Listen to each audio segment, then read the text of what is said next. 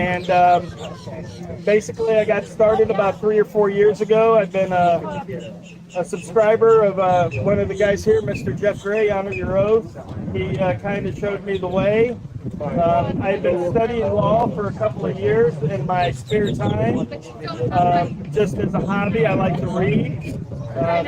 Pretty proficient at reading, and I like older stuff. I buy old law and history books. So I told my wife that I saw an opportunity where I could come in and possibly help some people out. And Jeff kind of showed me the way with the videotaping of the public officials. I realized that not a lot of us got the questions answered that we wanted when we went to go talk to government. They're always giving us red tape, and we're always telling us, we can't answer these questions, we can't do this, we can't do that. And I saw Jeff, and I saw Joel Chandler. You guys don't know who he is. He's done a great job down here in Florida in the public records section. And I saw these guys getting answers, and I saw these guys flexing their rights and making the law conform to what the law should be. One of my biggest pet peeves is the fact that if we're a nation of laws, then the law should apply to everybody equally. It should not apply to me and not to you because you filled out a different job application. You know what I mean? Or because your daddy was sheriff of the county for 60 years. Law should apply to everybody equally. If we're a nation of laws, and that's what makes this nation great, then it should be great enough for everybody to obey. And that's my mission, and that's what I started out to do, and that's what I continue to do. It's just to make sure that they follow the law that they themselves set out, and that they don't try to skim on our rights and our freedom. So, I mean, that's basically it. That's basically my story. I'm hard working when I get out there. These guys will tell you I go all day, and I don't like to stop. I like to get to every public building that's within my area of operation for that day. And I've covered almost the entire southeast United States, and covered a little bit of California, Arizona, Illinois, Indiana, New York City I've been to. So I try to get around because help's needed everywhere. There's stories I get from subscribers and people that watch my channel from all over the country about the government somehow messing with their lives, or again, not obeying the laws that they themselves have set up. So yeah, it's always going to be a thing for me. I told, many people I'll probably be audited at the nursing home when I die. Make sure she's prescribing the right medication and stuff. Not taking a little oxy for herself after work, but I try not to. But a lot of times the interaction, the flowing of ideals is what's needed, that flowing of information, because as we all know, the public school system has let us all down as far as teaching us what our rights are, what the responsibilities of the government are, and how we're supposed to interact with each other. And it's got to the point now to where the majority of people believe that it's the government's right to tell you whatever they want to tell you, and it's your job to obey just because it's come out of their mouth. And that's never the case. It's never the case. Anytime a government agent says something to me, I automatically question it. No different than I would any other liar, okay? Because the government lies to us about a lot of different things. Doesn't matter what political party you're part of, everybody in the government has lied to us about something at one time or another, okay?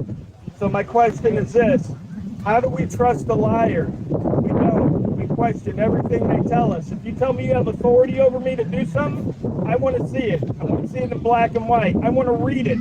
I want to make sure it applies to me. Because I can tell you that ever since I started this, every time a government agent has come up to me and said that something applied to me and I read it, it did not apply to me. Okay? And that doesn't just go for auditing. I had my daughter had a vaccination reform, so I didn't have to get her vaccinated.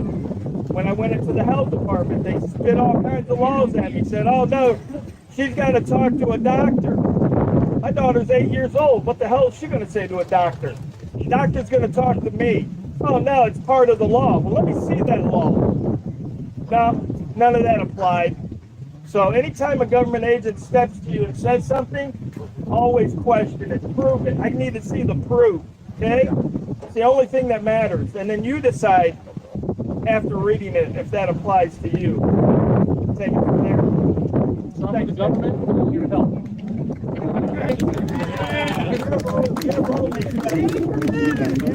All right, now we've got Rogue.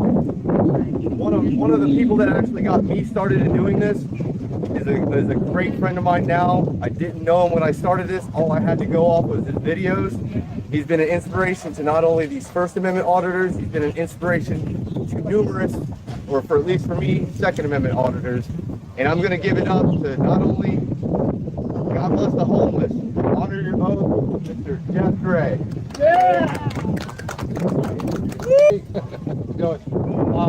I'm Jeff, Honor Your Oath and Rights Investigations. Started doing this about, I started this about 10, 11 years ago, back in 2011. What originally inspired me to start doing this was just being a truck driver, providing public safety. So I wanted to start documenting that, and that's how it all started. The first time I pointed a camera at a cop, a law enforcement officer, was in Raleigh, Florida.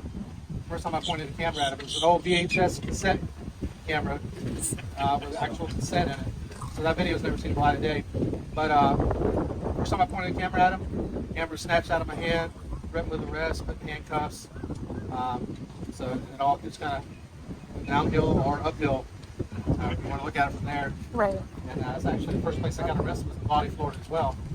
But basic thing you got to remember, not everybody does what we do as auditors, or I call myself a civil rights investigator. Basically, don't talk to the cops. Unlike us, we interact with cops a lot. But the average person should learn what their rights are. Don't talk to the cops. Don't answer questions. And always, always, always record your interaction with law enforcement. And that's basically what it boils down to. So always record your interaction. Not only law enforcement, but any kind of public agency, any kind of public employee, record it. Make sure because you don't want it to come down to your word against theirs. That's what. If it comes down to that, you're in trouble. As long as you have something recorded, showing what actually happened, you should be good.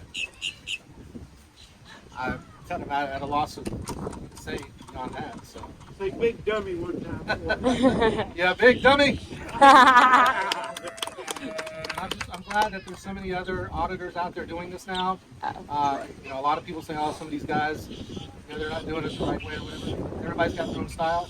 I'm just happy there's more people out there doing it in their own communities. I used to get messages back when I first started doing it all the time. Said, hey, Jeff, you got to come, come to my town and help me out. Okay, where do you live? Anchorage, Alaska.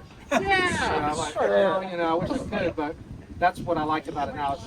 Is there seems to be almost an auditor in every community out there. And if there's not, that's what we see. And then you will love. Thank you. Thank you. Yeah. And the body cams, that's a start. Get the body cams, dash cams, and more and more law enforcement officers.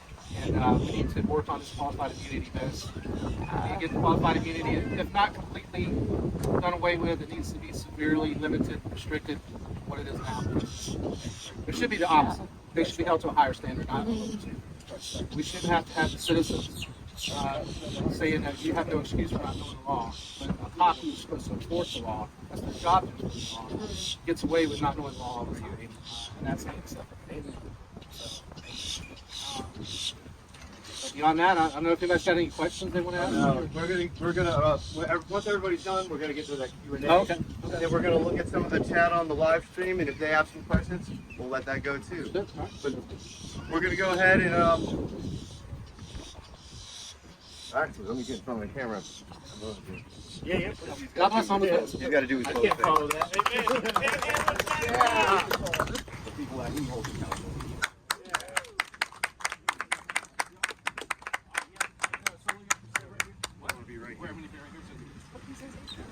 Look, man, it's grass, bro. It's an anthill there. There is one. Yeah, good. I hope it bites you and you're allergic. I'm just kidding, everybody. I wish no harm on this man. Thank you. So, What's that? Okay. Thank you guys for coming out. This guy put something on here, so a big round of applause for him. The food was great. I think it was, right? Yeah? Yes. Thank you. So, I got into this kind of crazy. I did law enforcement for close to 10 years and worked for a small department, ended up on motors. Left that department and said to myself, you know what, I want to better my family, better my life, not because of the police work, but because I wasn't getting paid hardly anything. I was making like $35,000. Everything was good. I left on good terms from that police department, and all of a sudden, after I left that police department, I had some trouble with some neighbors. The neighbors were mad because I was building my house. I was remodeling it, doing some stuff in my house, calling the police every single day on my house. Anybody ever had that happen in here? Yeah. Yes. Anybody ever had that happen while that person that's calling the police works for the city? Yeah. No. That's what started this. James Manasant was born from my neighbor. He doesn't even realize it. He comes over and talks to me and says, hey, I see you making videos all the time. Thank you very much for what he did. Yes.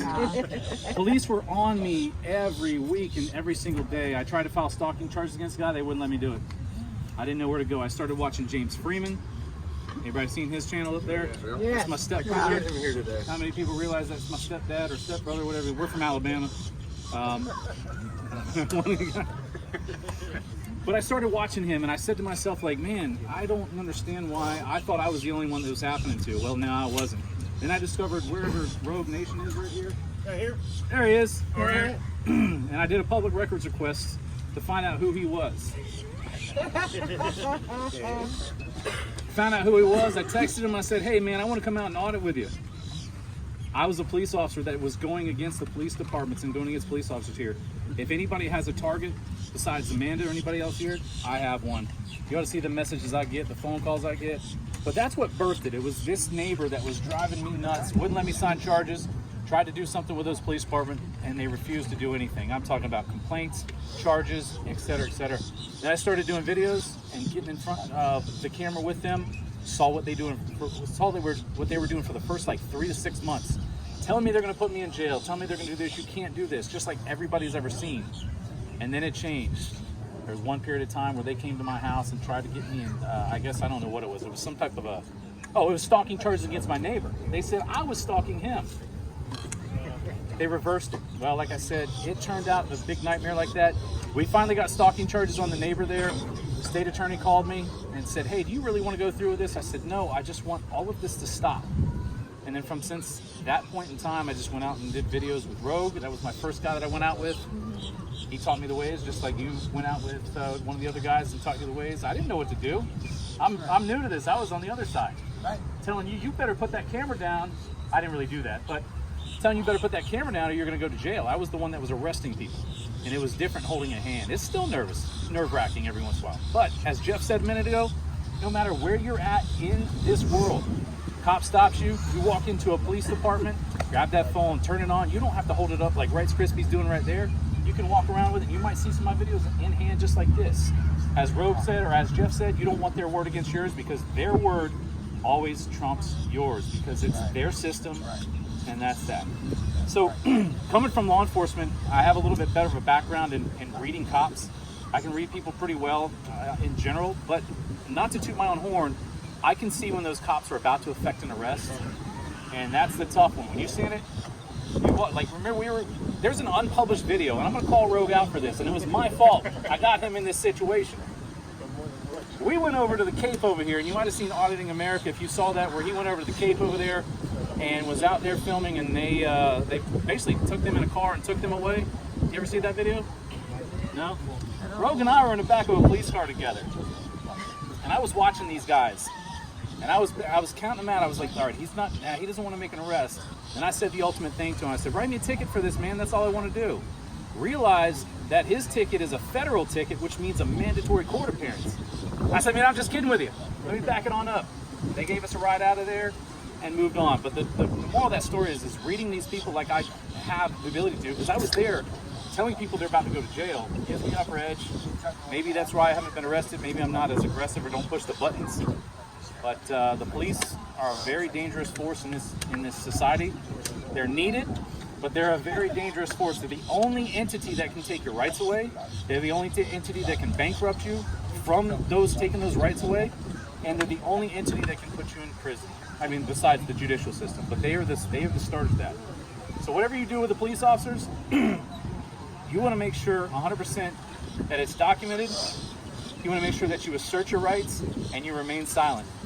Asserting your rights doesn't mean standing there and being quiet, and this is not legal advice for those watching out there and everybody else, but you have to assert your rights. I want to remain silent, and I want to have my attorney present now or anytime during questioning. If you don't assert those rights, they're not valid. You good? Still good? And that's one of the most dangerous things, because anything you say can be used against you. I don't know if you know that or not, but if you don't, this guy can tell you. This guy can tell you this. And even when you do something, if you're sitting here picking your nails or doing like this or anything, the defendant appeared nervous and uneasy in the report. Anything you do is used against you, and those cops will do it. So the best thing to do, like Clash with Bow says, if you've ever seen him, don't inject yourself into the system. That's it. It's their system. Generally, they will win. But with people like everybody that's out here, not including me, but there's everybody that's here watching this, and you guys are here. If you watch these channels, you're helping expose the bad behavior they do, and they start to settle down a little bit. Not much, but a little bit. So that's it. I don't have anything else except for don't talk to the police if you don't have to. Amen to that. Yeah.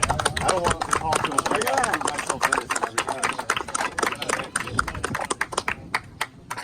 He tried to trip you on purpose. No, I'm just playing. All right, well, thank you very much, James Madison. Very informative. I'm glad you. This person that we're gonna have is probably one of my favorite female auditors here in the state of Florida.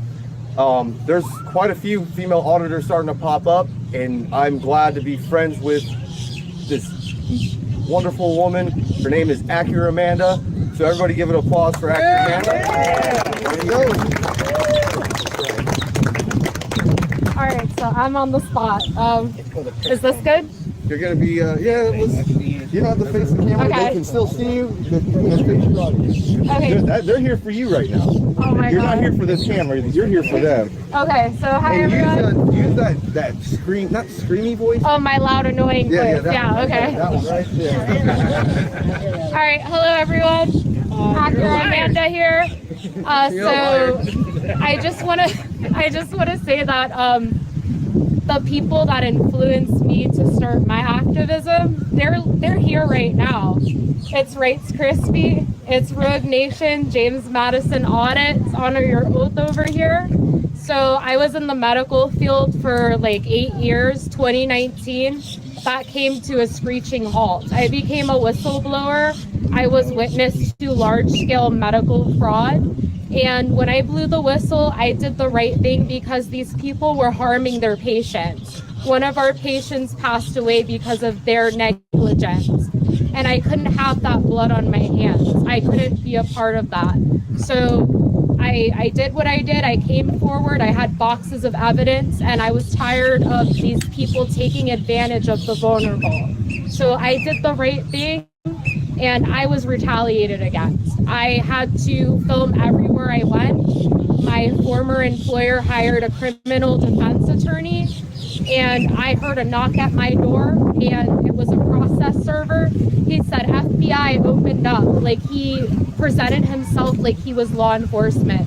I didn't know my rights. I was ignorant to the law, and I opened the door. He served me with paperwork threatening to arrest me for violating HIPAA. So from there, I was depressed. I was home. I had YouTube, and I seen First Amendment audits, and I said to myself, we need somebody in Palm Beach County to hold this tyrannical government in Palm Beach County and these police officers accountable.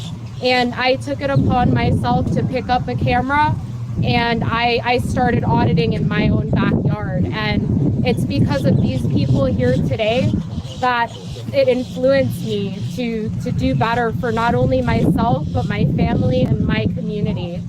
And I'm still learning to this day. I would consider myself rather new, but what I encourage and what I promote is I don't answer questions, and I just go from there. The best thing that you can do if an officer approaches you, if you can, don't say anything. Just stand there.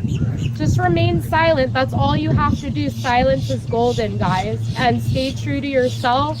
And each one of us can do our part and formulate a bigger picture here where when our kids grow up, hopefully they won't have to live in a tyrannical society like we were subject to. But it was so hard for me to tell my story because I was terrified of getting that letter by this process server. I was terrified I was being followed. So now the cops run from me. I don't run from the cops. I totally flipped the script, guys. So I'm not going to say anything else. It's been a pleasure working with American Amy over here. She's another wonderful female activist. I've worked with Rights Crispy, James Madison Audits, Rogue Nation, and I mean, I love these people like family, guys. So thank you. Yeah.